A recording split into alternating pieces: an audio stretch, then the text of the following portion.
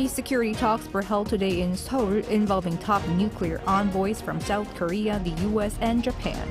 This comes at a time when North Korea is ramping up threats and accelerating military cooperation with Russia. Samsung unveils its Galaxy S24 series loaded with AI technology that will make AI services available in all different types of environment. We take a closer look at what AI will bring to the smartphone world. Pakistan has carried out retaliatory attacks on Iran, which reportedly killed several women and children. We have an analysis of what's behind the recent chaos triggered by the Israel-Hamas war and where it may go from here. It's January 18th, 2024. This is Newscenter. Good evening. Thank you for joining us. I'm Yoon Jung-min. We start at the nation's Foreign Affairs Ministry this evening. Their chief nuclear negotiators of South Korea, the U.S., and Japan met for talks on security threats in the region. For more, our Foreign Affairs correspondent Bae Eun-ji joins me live. Eun-ji, perhaps this meeting couldn't have come at a more sensitive time. What were takeaways from their talks? That's right, Sung-min. Like you mentioned, the three envoys met here at Seoul's Foreign Ministry this afternoon. South Korea's nuclear envoy Kim Gun said North Korea's version of closed-door policy will only hurt itself and called on the regime to return to talks. And his American and Japanese counterparts, Chung Bak and Hiroyuki Namazu, also strongly criticized the North for its latest ballistic missile launch on Sunday. We call on North Korea to immediately stop provocations, lift its self-imposed ban on talks, and come back to the path of denuclearization, peace, and prosperity. The United States is also deeply concerned by the recent uptick in hostile rhetoric, particularly toward the Republic of Korea, from the DPRK regime. Such rhetoric is unnecessarily increasing tensions on the Korean Peninsula. Today's meeting also comes as the North has recently been forging closer ties with Russia, raising concerns of alleged arms deal between them. Earlier this week, North Korea's Foreign Minister Choi Sun-hee visited Moscow, where she met Putin and discussed enhancing bilateral relations in all areas, including what Russia called sensitive ones, which could mean military cooperation. The transfer of these weapons and related material flagrantly violate the multiple UNSC resolutions and supports Russia's war of aggression. We also need to closely monitor what Russia might provide to North Korea in return for these arms exports. And Eun-ji, before the three-way talks, separate bilateral meetings were also held there. That's right, Sung-min. A meeting between the envoys from Seoul and Washington was separately held this morning. They vowed to work together to cut off Pyongyang's key funding sources used to develop its weapons programs, such as illicit cyber activities and sending workers overseas. Separately, Kim sat down for a bilateral meeting with the Japanese envoy yesterday, where they stressed that North Korea's provocative actions will only make the trilateral cooperation with the U.S. stronger. That's all I have for now this hour. Back to you, Jung-min. Our Foreign Affairs correspondent Bae Eun-ji, thank you. Back in November, North Korea launched its military spy satellite. Now the Pentagon says the U.S. takes the spy satellite seriously if it has any warfare capabilities. Our North Korean Affairs correspondent Kim Jong-sil reports. A Pentagon official has spoken about the possible threats posed by a North Korean military spy satellite launched in November.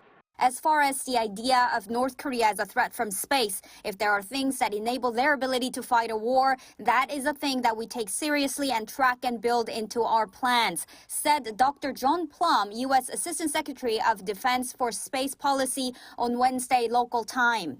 The comment from the senior Pentagon official came after Pyongyang announced that it had successfully launched a military spy satellite on November 21st. Not long after the launch, the regime claimed the satellite had taken pictures of U.S. military bases in Guam and Hawaii, as well as a wide range of regions in South Korea. Dr. Plum added that there were a, quote, host of problems from North Korea, including its ballistic missile programs and violations of UN Security Council resolutions. A top satellite and missile expert from South Korea, Professor Chang Yong-gun, said a satellite's ability for warfare comes down to its ability to collect information. The ability for warfare when it comes to a satellite is its ability to acquire information to make attacks more effective. The military in both South Korea and the U.S. agreed that Pyongyang's satellite had entered orbit successfully, but questions remain as to its operational and reconnaissance capabilities. South Korea, the U.S. and Japan have agreed to closely monitor and firmly respond to potential technology transfers between Moscow and Pyongyang. Seoul, Washington, and Tokyo have been condemning Pyongyang's satellite launch as a clear violation of UN Security Council resolutions that ban its use of ballistic missile technology. Kim Jong-sil, Arirang News.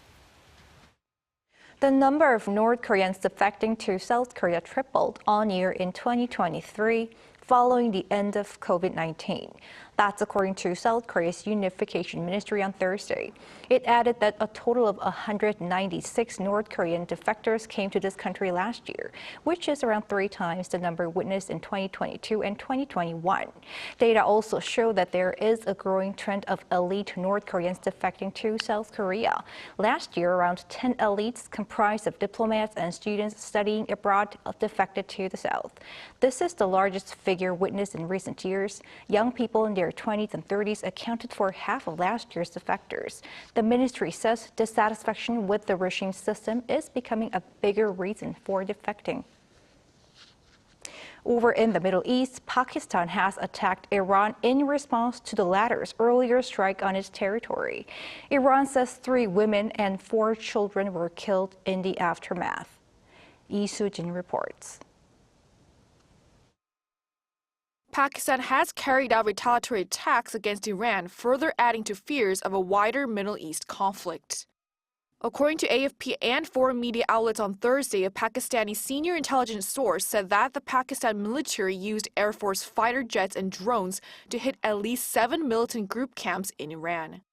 The deputy governor of the southeastern Iranian province where the explosions took place on Thursday said in a television interview that at least 7 people, including 3 women and 4 children, were killed in the aftermath. This comes after Iran conducted missile and drone attacks on Pakistani territory on Tuesday that left 2 children dead. And after the Pakistan government on Wednesday recalled its ambassador from Iran and prohibited the Iranian ambassador to Pakistan, who is currently visiting Iran, from returning. Pakistan reserves the right to respond to this illegal act, and the responsibility for the consequences will lie squarely with Iran. We have conveyed this message to the government of Iran. Iran, which has a Shia Muslim majority, said that it only targeted members of the Sunni militant group Jaish al-Adl. Pakistan's retaliatory strikes against Iran are yet another escalation in tensions in the Middle East, where regional hostilities have been heightening from the armed conflict between Israel and the Palestinian group Hamas in Gaza. According to a statement released by the U.S. military on Wednesday, the U.S. has also carried another round of attacks against 14 Houthi missile launchers that were targeting international shipping routes. This marks the 4th time that the U.S. has struck the Iran-backed Houthis in Yemen in less than a week. The U.S. Central Command said a drone fired from areas controlled by the Houthis struck a U.S. vessel earlier on Wednesday. Lee Soo-jin, Arirang News. As we just saw, conflicts that were triggered by the Israel-Hamas war are getting even complicated in that region, involving others like the U.S. and Iran. Our E&E takes a closer look at what's behind all this chaos and where it may go from here. The hostilities in the Middle East have intensified as Iran and the so-called Axis of Resistance, Iran's proxy group Houthis, continue attacks on Israeli forces and their allies. These indirect confrontations, however, do not seem to be merely in retaliation to Israel's bombardment of Gaza. Then what could be their possible intention? Iran certainly has a strategic benefit in this attack in IR perspective, because Iran's allies and aligned country has a benefit, such as, for example, the China, who originate much of this missile technology, certainly enjoy to see U.S. and their ally naval resources tied up in the Red Sea. Among the countries that could benefit from the situation is Russia, as Washington's attention could be diverted from Moscow's conflict with Ukraine. So if we could see a bigger picture, they could enhance the alliances with anti-American countries. Professor Peg also offers a second possible trajectory. Iran is trying to harm Israel and threaten Saudi Arabia by disrupting international shipping that go through the Gulf of Aden. Saudi Arabia, you were kind of keep pushing our the resistance of access, Yemen, Houthis, and you're trying to get close with Israel. In other words, Iran is trying to show Saudi Arabia that it has the capability and leverage to inflict harm on some of its key projects, including Vision 2030 and Neom City, which are concentrated on the Red Sea. If the bargaining power of Iran gets bigger, so does that of the Houthis. That's because Houthis align with Iran, although they are not considered one entity that obeys orders from Iran. Professor Beck, as a political scientist, does not see many incentives for Iran and the axis of resistance, including Houthis and Hezbollah, to continue war against Israel. However, the possibility of a fifth Middle East war happening could rise if Israel invades Lebanon or Yemen. Lee Eun-hee, Arirang News.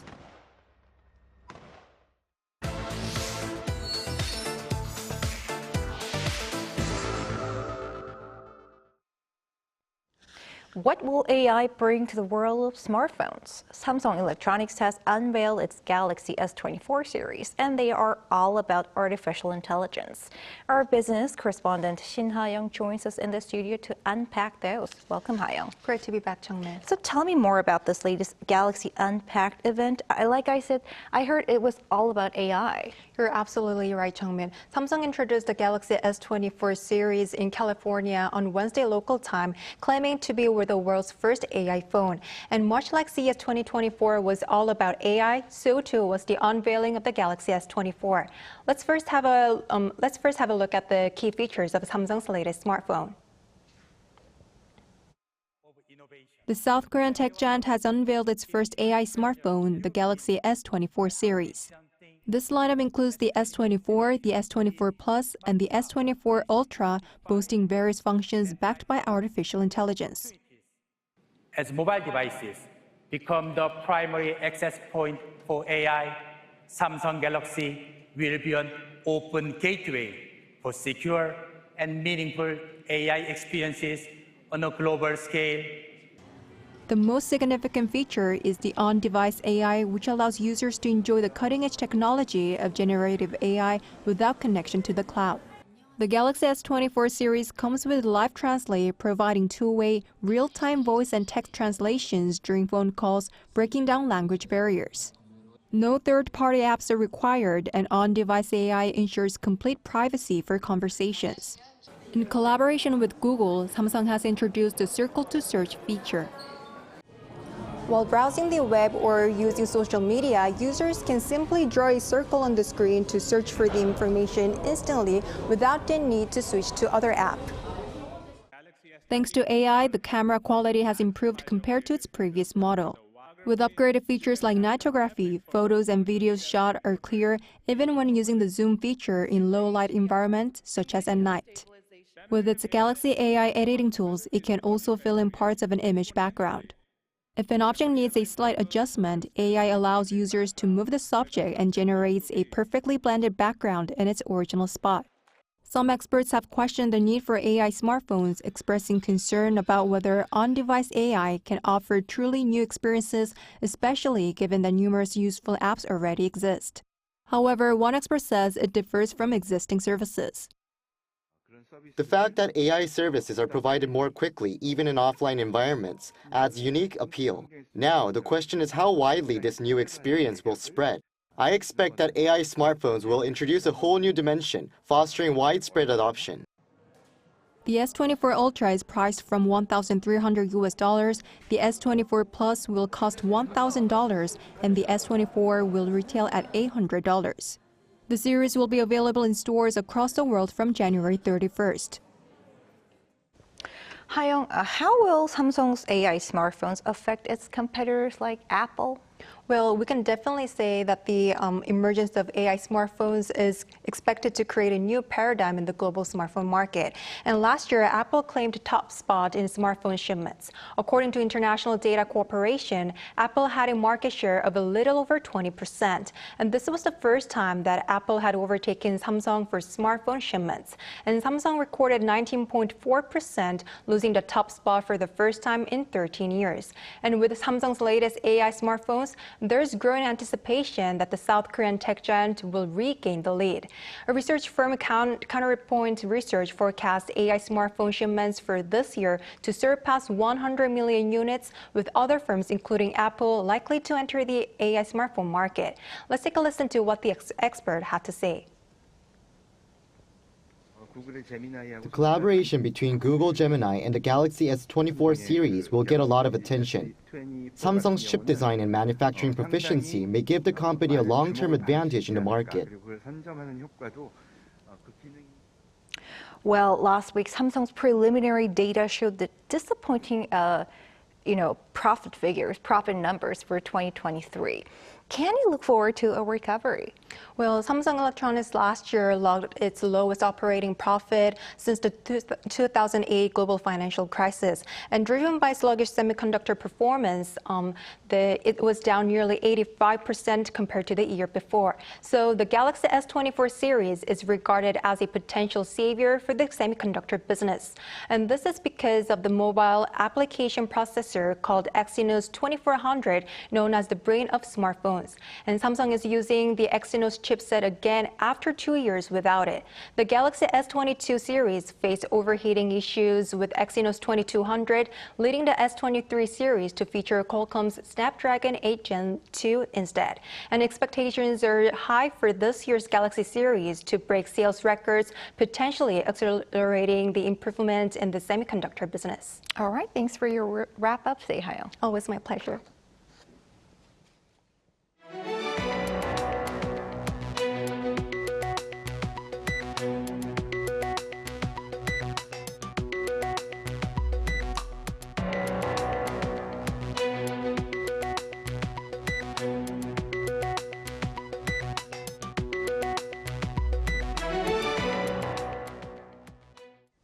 South Korea's Trade Ministry has shifted its funding plans for R&D projects towards bigger and riskier projects, rather than those smaller in scale.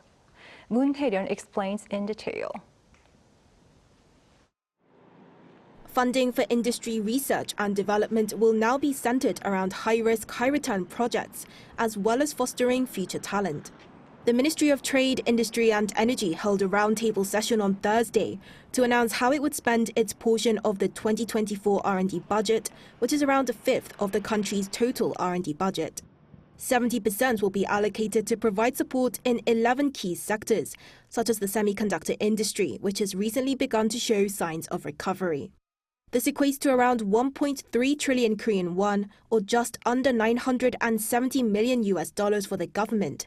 But a total of 2 trillion won of public and private funding will be given to 40 projects in these sectors this year.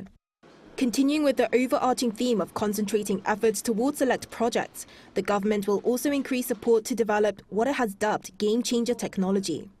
To do this, the Industry Ministry has pledged to set aside 10% of its annual budget to support high-risk projects to solve industry issues. In addition, it aims to reduce small-scale projects and focus instead on those on a larger scale to maximize market performance, and to do this, it will be expanding the number of projects worth more than 10 billion won from 57 last year to 160 projects this year, by combining those with similar research goals. A new methodology to assign research and development projects will be implemented this year to give companies and researchers a more active role. The government will present goals that need to be achieved, and companies and researchers can lead the project planning process, where they can form a consortium and allocate research funds among themselves. Another key area in which funding will be raised is nurturing future talent, by increasing the number of graduate school programs in new industry areas, such as chips, batteries and displays, from the current 3 to 11 this year. Moon Hae-ryun, Arirang News. With just a little over 80 days left until South Korea's 22nd general election, the rival parties have each announced a new set of pledges aimed at tackling the country's low birth rate. The ruling People Power Party said it would make paternity leave mandatory, increase monthly payments during maternity leave, and offer small businesses additional incentives to incorporate children care leave. The main opposition Democratic Party, meanwhile, will offer public rental housing for parents of 2 or more children, no interest loans, and monthly cash vouchers for parents of school-age children. Both parties plan to establish a new ministry focused on the declining population problem. Over in the Swiss ski resort of Davos, leaders at this year's World Economic Forum are highlighting the importance of action over words with regard to tackling climate change, as the head of the United Nations calls for tangible efforts to phase out fossil fuels. Lee Eun-jin has more. The climate crisis is in the spotlight at this year's annual World Economic Forum underway in Davos as one of the most alarming risks over the next decade. On Wednesday, United Nations Secretary General Antonio Guterres reminded leaders of governments and businesses that the phase-out of fossil fuels is essential and inevitable to avoid a global climate catastrophe. Let me be very clear again. The phase-out of fossil fuels is essential and inevitable. No amount of spin or scare tactics will change that. Let's hope it doesn't come too late. The UN chief emphasized that our planet is still heading for a scorching 3 degrees increase in global temperatures, and natural disasters like droughts, storms, fires, and floods are destroying countries and communities. He alarmed leaders by stating that while 2023 went down as the hottest year on record, but could be considered cool compared to temperatures in the future. The EU's Copernicus Climate Change Service revealed just last week that 2023 had been the hottest year on record, with major implications for keeping global warming below 1.5 degrees Celsius. That followed the recent COP28 climate summit in Dubai, where nearly 200 countries agreed to begin reducing global consumption of fossil fuels to avert the worst of climate change. Meanwhile, International Monetary Fund Managing Director Kristalina Georgieva said that countries need to shift some $7 trillion in direct and indirect annual subsidies for fossil fuels to help finance the fight against climate change, adding that the price of subsidies need to be set at $85 per ton by 2030. And John Kerry, the outgoing U.S. Special Presidential Envoy for Climate, affirmed that the transition toward clean energy and electric vehicles will not be interrupted, regardless of who wins the 2024 U.S. presidential election, adding that a revolution is underway that is much bigger than any politician or any one person. Lee Eun-jin, Arirang News. Frigid weather continues to blanket Europe and the United States, causing major disruptions to everyday life. Freezing rain in central and southern Germany grounded hundreds of flights and disrupted train travel on Wednesday, while heavy snowfall in Norway's capital led to the temporary closure of Oslo's main airport.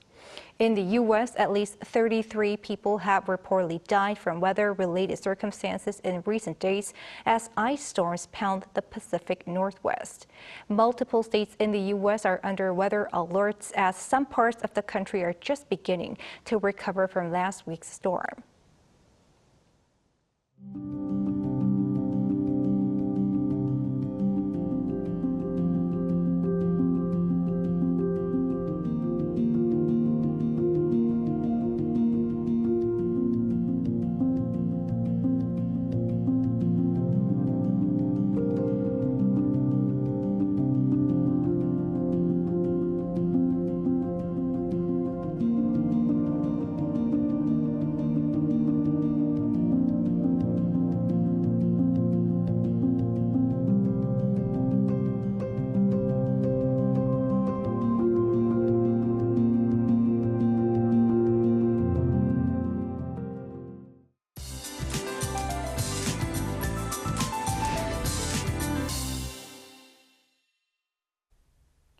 Today, the central parts of the country had clear and warm weather.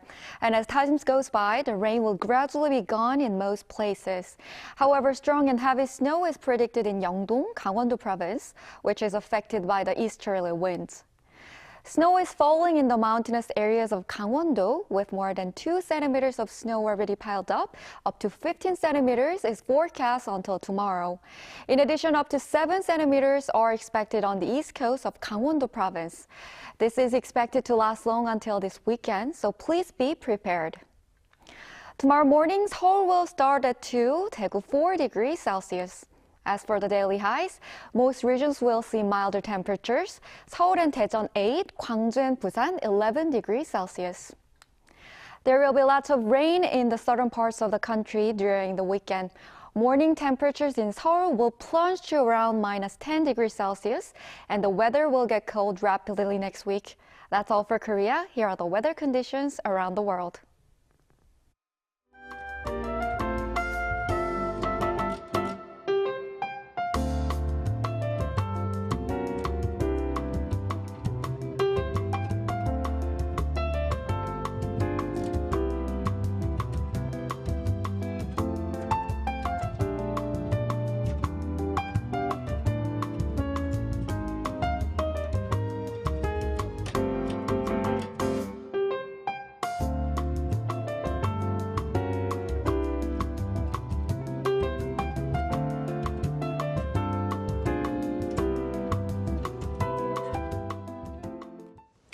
That is Newscenter for tonight. Thank you for watching. A panel session coming up.